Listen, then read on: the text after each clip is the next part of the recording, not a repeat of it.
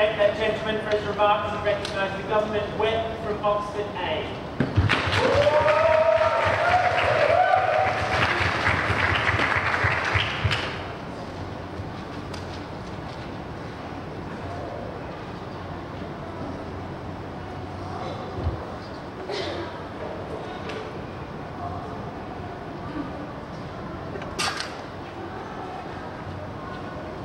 Ladies and gentlemen, I'm going to first of all look at individuals in a situation. We're going to look at how we generate these particular rights. I'm going to show you the basis on which this side, the side opposition, grant rights based on political persecution, and show you why, all the way down this house, and show you why it's consistent to apply economic persecution, ladies and gentlemen, and show you why we care about political persecution and all the personal harms that they've identified. So then we're all going to look at the practical harms that Monash have brought to the table, which is basically the people's smuggling argument. And further of all, we're going to look at development as a whole, and again, tackle parts of Monash's extension. So ladies and gentlemen, let's first of all look at the logic of persecution. Because these guys stood up and said, well, we're worried about political persecution because you can't self-actualise. Because you get denied a certain amount of rights if you're persecuted on the basis of your skin or your colour. And we even had this particular phrase from the second Yale speaker that with political persecution, we're allowing you in because you can't build your way out. And we say, ladies and gentlemen, well, let's get people who we want to let in. People, ladies and gentlemen, who are in the most desperate circumstances,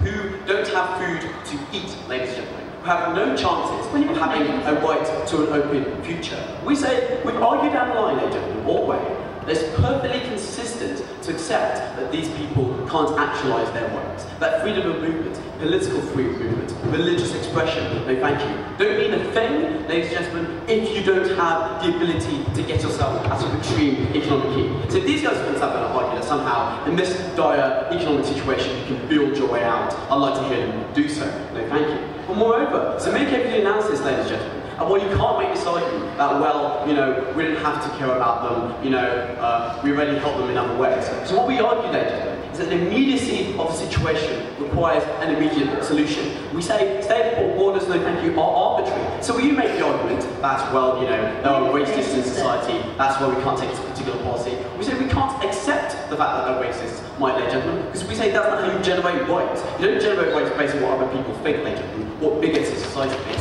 They generate because we have a human bond, a compassion that goes beyond the state arbitrariness, ladies and gentlemen, and that's why we have this particular obligation. No, thank you. These guys then said, well, how do you define, you know, it's just difficult, right? Again, we don't really care. We say it's completely difficult, ladies and gentlemen, to define what a political person, someone who's being politically persecuted is. We have no response to that side of the house. We say that's never been an argument. And then we had all these arguments, ladies and gentlemen, about personal harms. And I think they're quite offensive, ladies and gentlemen. We came to the analysis, no thank you, as to why actually when you get citizenship status, you can actually work. There's this assumption that once you come from Africa or Asia, you're going to be a lazy bum, feeding off the state. In many circumstances, because you have family bonds back to your country, because you have had to leave your country of origin, you often do try your best to find a job. And often the most hard-working people in Western society are people who have come there from economic desperation. So to make the argument, ladies and gentlemen, that all people who come into these countries, like says you one at the moment, sir, are into the legion of the state, is quite ironic, especially in lots of countries where you have a shortage of jobs. For example, in plumbing in the UK, ladies and gentlemen. Go. Sir, with political persecution, there's a clear standard that you can't live in this country, in your country. But with economic persecution,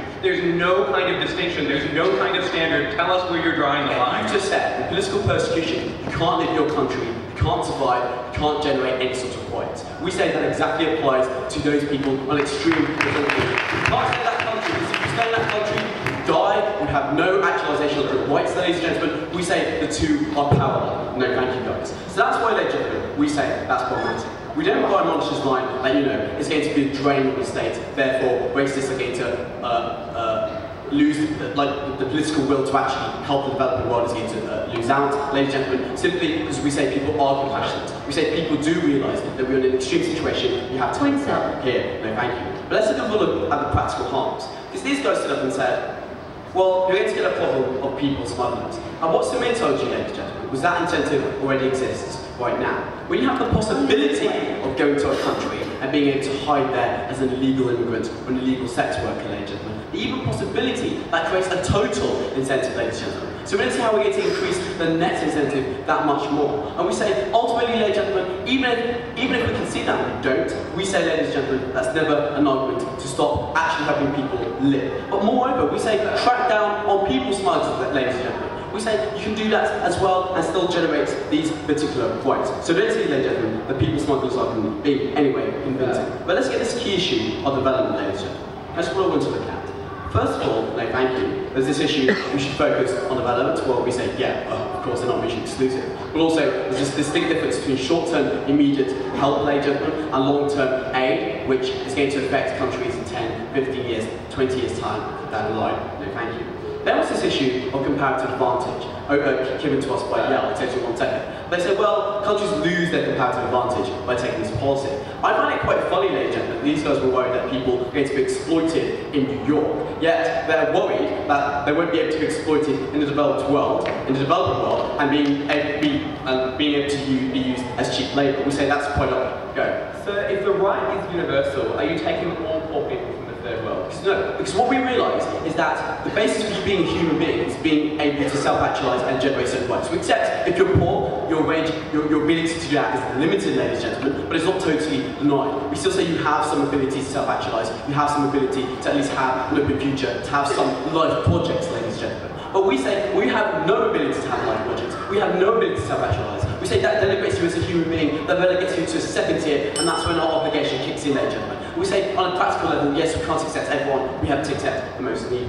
But moreover, ladies and gentlemen, we say we're not going to accept everyone, and that's something they've always argued down inside their house, that it's going to be a massive burden to the states. We accept that some states have to make practical decisions, that at the end of the day, in your calculus as to whether or not to accept someone, this should be a factor. Moreover, we said there are lots of instances of people moving over to Western countries and sending money back home to their families, ladies and gentlemen, and we say that's beneficial to people there, and we say in terms of money going from organisations like Western Union, we say that's important for development, that people back home receive some sort of cash flow, and that responds to their argument. But moreover, ladies and gentlemen, we say at the end of the day, this is the basis of what states do when they're faced with an immediate situation. They would like to have a world where if people come to your doorstep and have come with a basic economic need, on the verge of dying, if they go home, they would reject them. And we say that's completely inconsistent with the principal states that are behind accepting political persecuted people. We say ultimately, if a state knows that when you send someone back, they will die, that's morally repugnant. We've given the arguments later about where these rights generate, and why the logic of persecution is consistent with this particular policy. We show you later why all the practical harms that Monash brought to the table just aren't existent. And last of all, we've keyed this argument about why we say it actually helps development in the long term. That's why later we stand here proudly beside our position. Thank you very much.